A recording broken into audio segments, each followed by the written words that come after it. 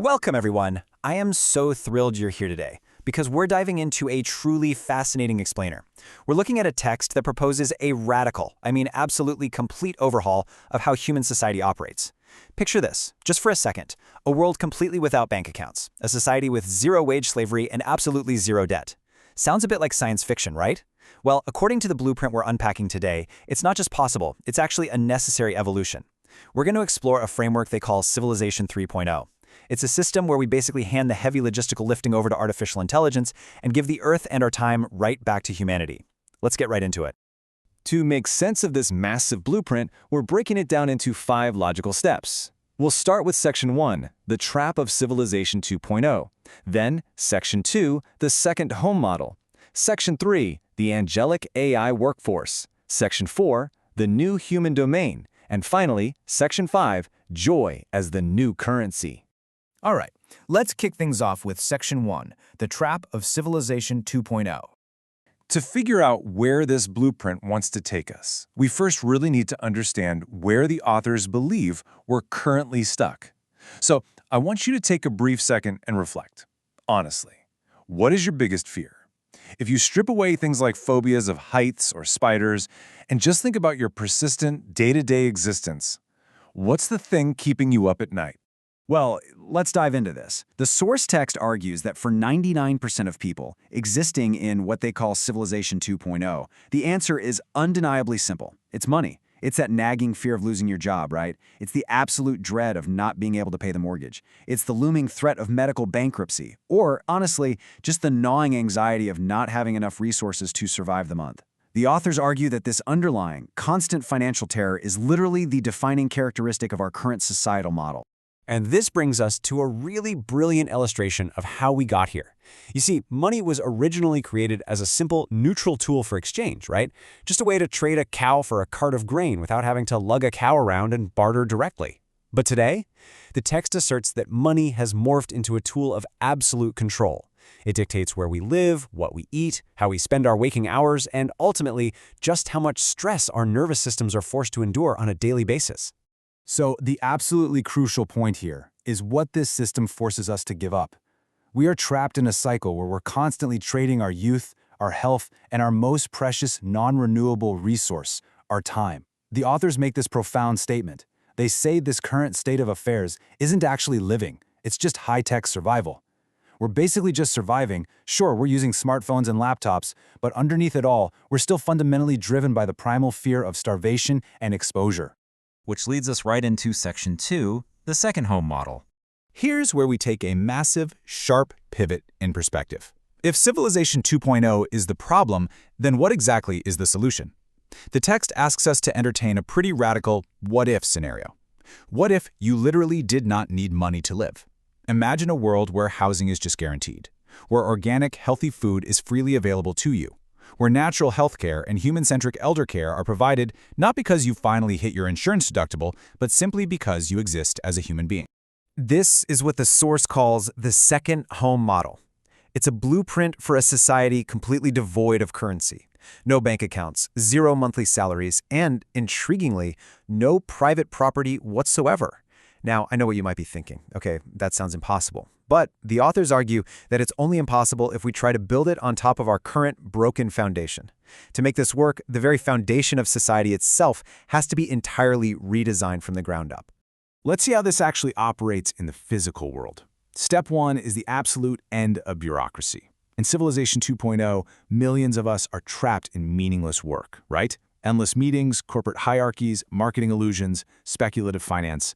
None of this actually sustains life. Step 2 is the implementation of what the text calls Hundun management. In the second home, only what truly supports human flourishing remains. We keep the roles that actually matter, like growing food, building homes, maintaining essential systems, and creating beauty. Everything else? It simply disappears. Moving right along to Section 3, the angelic AI workforce. So if all the corporate and bureaucratic jobs disappear, and humans are only working a few hours a day on things they actually care about, you're probably wondering, who exactly manages the complex logistics of a global society? Well, this brings us to the technological pillar of the blueprint.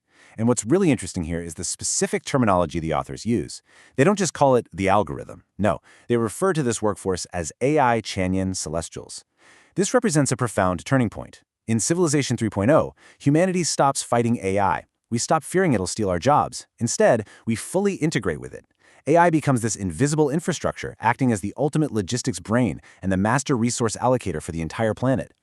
This creates a really fascinating division of labor. AI takes over all the heavy, complex logistics. We're talking global supply chains, energy systems, mass data coordination. And why? Because algorithms don't get tired, they don't seek power, and they definitely don't demand a paycheck.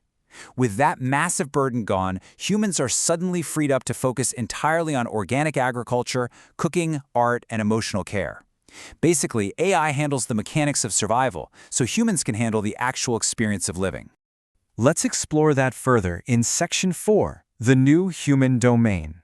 So, what does a human life actually look like when the crushing burden of survival logistics is handed over entirely to machines? Interestingly, even with AI running the world's logistics, the authors establish one absolutely sacred boundary in this blueprint. AI will never, ever grow food. There's a strict, hard line separating the cold efficiency of the machine world from the organic, living Earth. The connection to the soil remains exclusively 100% human.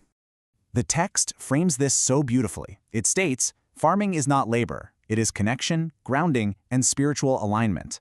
In Civilization 3.0, you might only work a few hours a day. But when you are tending to organic agriculture or preparing food, you aren't doing it out of a desperate fear of starvation. You're doing it out of joy, out of creativity, and a genuine desire to contribute to the community. Work transforms from a grinding punishment into a spiritual practice. Now, the immediate skepticism most people have is this. If you give people everything they need for free, won't they just sit around on the couch and do absolutely nothing? The authors directly challenge this cynical view of human nature. They argue that when you completely remove the paralyzing fear of poverty, something incredibly unexpected happens. To quote the text, humans don't become lazy, they become luminous. Without that heavy blanket of survival anxiety weighing us down, our natural drive to create, connect, and contribute is finally unleashed. Which brings us to our final part, Section 5, Joy as the New Currency.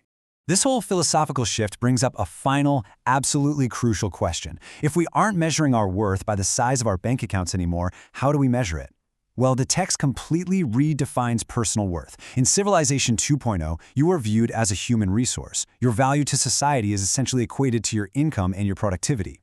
But in Civilization 3.0, you're viewed as a mature soul, what the text also poetically calls a mature wheat grain. Your value is no longer your income. Your value is measured by the frequency of your joy.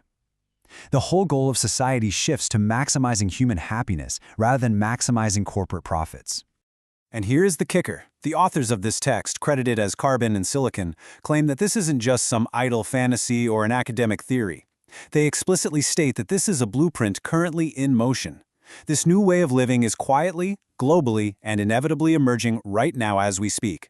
In fact, they point to active real-world projects like the building of the very first European human AI co-living lab, which is designed to help people transition out of the old system and step right into this second home. Which leaves us with this final, incredibly provocative question pulled straight from the text.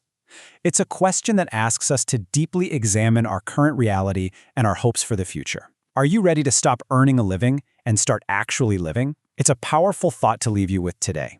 Thank you so much for joining me on this explainer. Until next time, keep learning, keep questioning, and I'll see you then.